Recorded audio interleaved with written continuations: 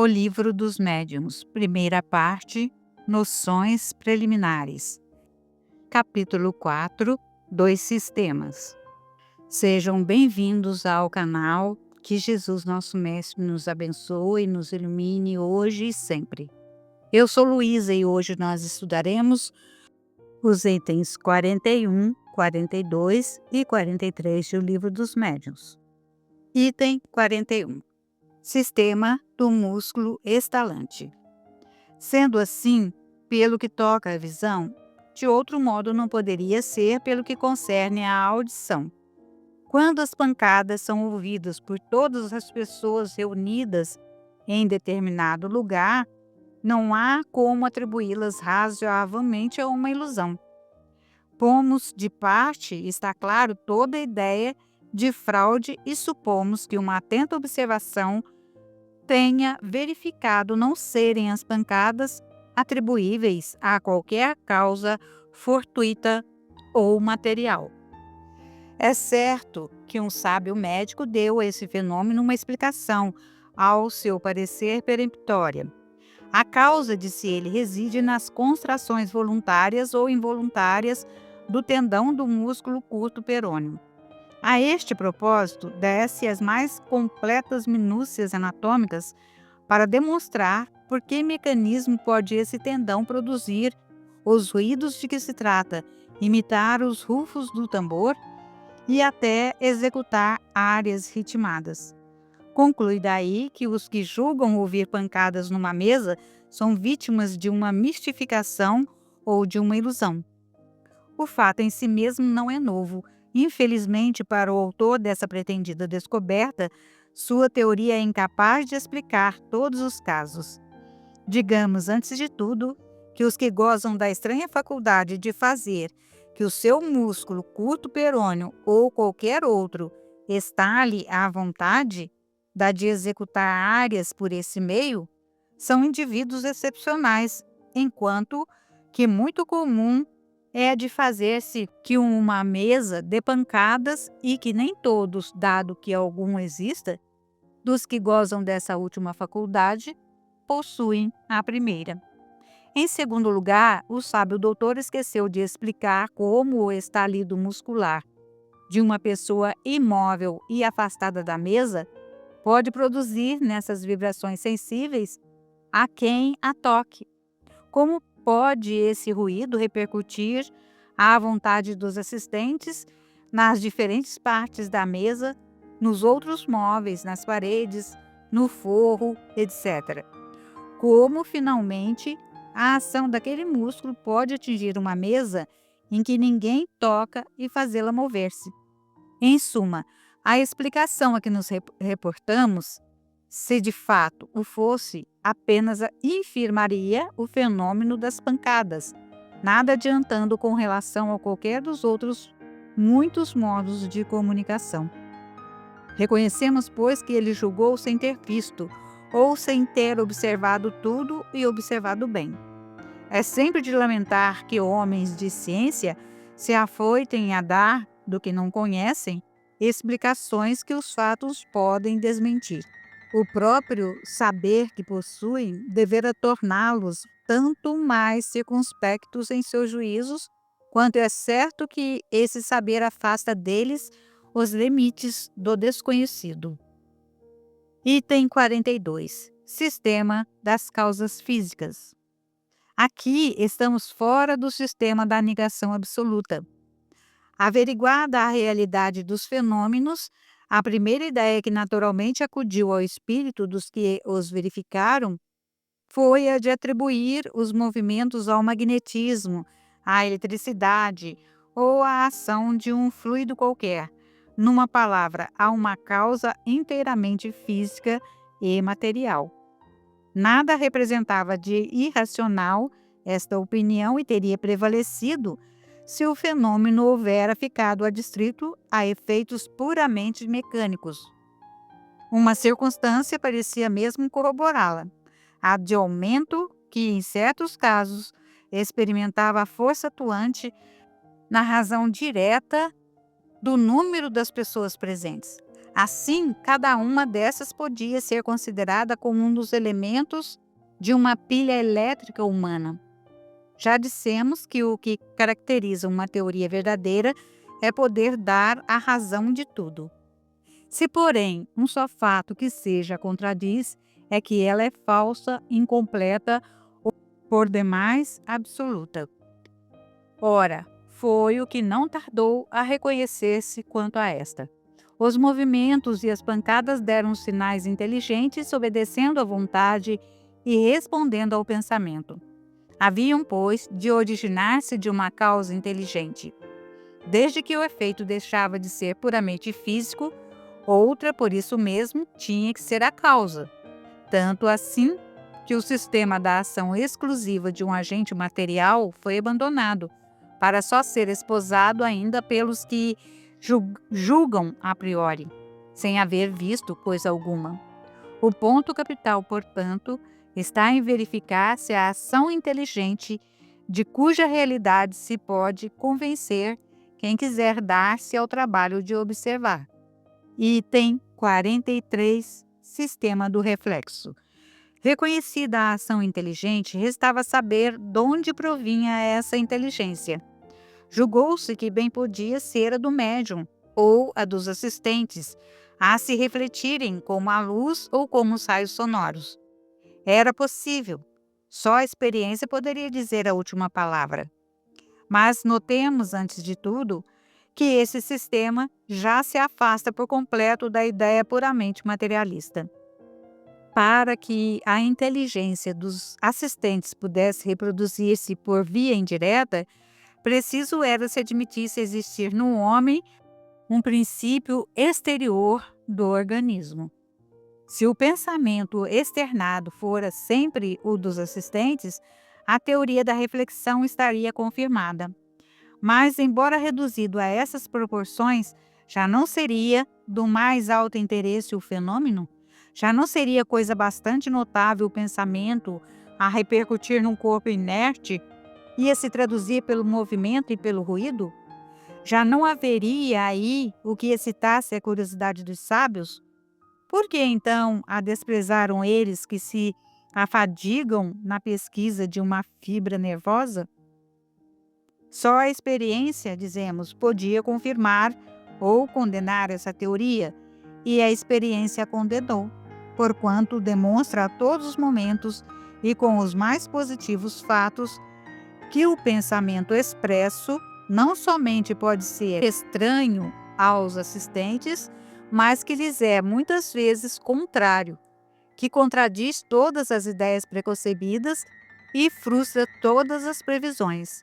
Com efeito, difícil me é acreditar que a resposta provenha de mim mesmo quando, a pensar no branco, se me fala em preto. Em apoio da teoria que apreciamos, costumam invocar certos casos em que são idênticos os pensamentos manifestados e o dos assistentes. Mas que prova isso senão que esses podem pensar como a inteligência que se comunica? Não há por que pretender-se que as duas opiniões devam ser sempre opostas. Quando, no curso de uma conversação, o vosso interlocutor emite um pensamento análogo ao que vos está na mente, direis por isso que de vós mesmos vem o seu pensamento? Basta alguns exemplos, em contrário, bem comprovados, para que positivado fique não ser absoluta esta teoria. Como explicar, pela reflexão do pensamento, as escritas feitas por pessoas que não sabem escrever? As respostas do mais alto alcance filosófico, obtida por indivíduos iletrados. As respostas dadas a perguntas mentais ou em língua que o médium desconhece e mil outros fatos que não permitem dúvidas sobre a independência da inteligência que se manifesta? A opinião oposta não pode deixar de resultar de falta de observação. Provada como está, moralmente, pela natureza das respostas, a presença de uma inteligência diversa da do médium e da dos assistentes, provada também o está materialmente pelo fato da escrita direta, isto é, da escrita obtida espontaneamente, sem lápis, nem pena, nem contato e malgrado a todas as preocupações tomadas contra qualquer subterfúgio. O caráter inteligente do fenômeno não pode ser posto em dúvida. Logo, há nele mais alguma coisa do que uma ação fluídica. Depois, a espontaneidade do pensamento expresso contra toda expectativa e sem que alguma sugestão tenha sido formulada, não consente que seja nele um reflexo dos assistentes. Em alguns casos, o sistema do reflexo é bastante descortês. Quando, numa reunião de pessoas honestas, surge inopinadamente uma dessas comunicações de revoltante grosseria, fora desatencioso para com os assistentes, pretendesse que ela haja provindo de um deles, sendo provável que cada um se daria pressa em repudiá-la. Vede o Livro dos Espíritos, introdução, parágrafo 16. Vejamos agora o comentário do Espírito Miramês na obra Filosofia da Mediunidade, no volume 1, a respeito dessas questões 41, 42 e 43. Miramês diz que, à frente da comitiva de um alto mandatário em visita a outro país, sempre vão aqueles que preparam a sua chegada. Esses agentes que vão à frente, como que a teoria, para depois chegarem aqueles que podem realizar algo em favor do povo. Isto é norma política que todos os países usam em um processo de segurança daquele que representa uma nação. A própria vida nos fala de muitas necessidades que, por vezes, queremos que desapareçam, como sendo fonte da própria verdade, como sendo a teoria. Toda verdade é anunciada pela teoria. São forças paralelas inseparáveis. A doutrina dos espíritos não começou de outra forma. Surgiu com os simples fatos que todos conhecem, com anúncios fenomênicos que os próprios médiuns tentaram às vezes negar.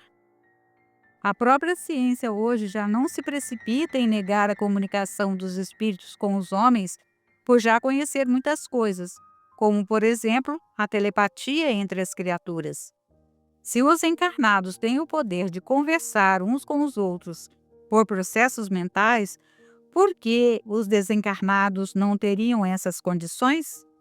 A interrogação anula certas dúvidas e deixa em aberto as proposições para que o tempo possa mostrar por experiências. É imperioso que compreendamos isso, porque a verdade não pede licença aos homens para se manifestar. Quando surgiram na França as manifestações espíritas, que Allan Kardec passou a estudar e codificar, como homem de letras, já maduro nos caminhos do saber e respeitado nos meios intelectuais, os pseudo-sábios investiram por todos os meios, em acirrados combates, pensando que derrotariam a ideia, que não era a ideia apenas de Allan Kardec, mas a verdade espiritual, o cumprimento de uma promessa de Jesus de que enviaria outro Consolador. Os combates foram muitos, no entanto, não resistiram à verdade, e aí está de pé a mediunidade, que serviu de instrumento para as manifestações dos chamados mortos. As comunicações são cada vez mais aprimoradas e as claridades da reencarnação surgem como que saindo do velho túmulo para renascer mais jovem. As comunicações dos espíritos, ao nascer a doutrina, tiveram fontes variadas, pois o ideal dos contraditores era negar que fossem de espíritos que estiveram no mundo animando um corpo. Mas todos os nomes que deram, que inventaram, caíram por terra, por não terem raízes na verdade. A teoria da ação do subconsciente foi a que mais resistiu dentre todas, e mesmo assim caiu no gelo, porque os que a defendiam nada receberam dos seus subconscientes. Somente combatiam uma suposta fraude que não conseguiam imitar com páginas sublimadas como as que saíam por intermédio da mediunidade na inspiração de Cristo de Deus.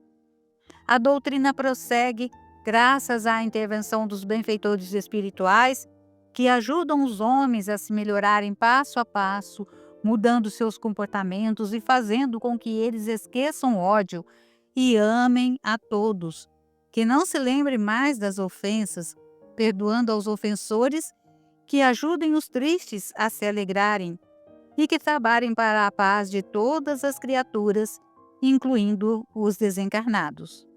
É o Consolador na terra, que sabe por experiências que não pode haver consolação verdadeira sem que as pessoas sejam instruídas em todo o saber da vida. Essa é a tarefa do Espiritismo como cristianismo renascente. É o Cristo novamente na terra com todo o seu cortejo de luz para clarear todas as consciências. Não podemos negar que vem de fora alguns dos nossos pensamentos, que surgem em nós tais ou quais ideias. No entanto, querer esquecer a verdade das comunicações dos espíritos com os homens é contrariar uma lei divina, que dá vida a tudo na criação, porque tudo e todos se comunicam para viver melhor. Há uma incessante troca de comunicações e de valores no começo da vida física, numa sutil comunicação entre o espermatozoide e o óvulo antes da fecundação. É a força do amor agindo em favor do desabrochar da vida, acompanhando o progresso da alma. É a ciência fazendo parte da fé e ajudando o consolo. Abençoa os obstáculos, pois eles nos ajudam a encontrar o verdadeiro caminho. Abençoa os contraditores, pois eles são nossos cooperadores. Nenhuma religião, filosofia ou ciência foi tão perseguida como o cristianismo nascente. E quando as perseguições se afrouxaram, seus seguidores a levaram ao comodismo e ele deixou de ser uma expressão elevada como era. A luz espanta as trevas, mas sofre as reações da mesma. O que chamamos de mal já se encontra organizado. Falta agora organizar o bem, principiando na nossa consciência. A doutrina espírita dos dias que correm apresenta muitas mudanças, sempre para melhor, avançando no meio dos próprios intelectuais para lhes mostrar a verdade. Os grandes médiuns, quase sempre, em comparação aos sábios da terra, são analfabetos. Entretanto, através das suas faculdades, surgem lições que superam qualquer filosofia antiga. Como filósofo moderno, no regime de educar as criaturas, a literatura mediúnica ainda está por se fixar nos seios dos ditos sábios, sem Deus. Todavia, a verdade avança em todas as direções e logo o sol da vida despontará para todos os povos, operando mudanças, porque a própria terra mudará e os homens não poderá ficar na retaguarda. Deus é espírito e importa que o adoremos em espírito e verdade.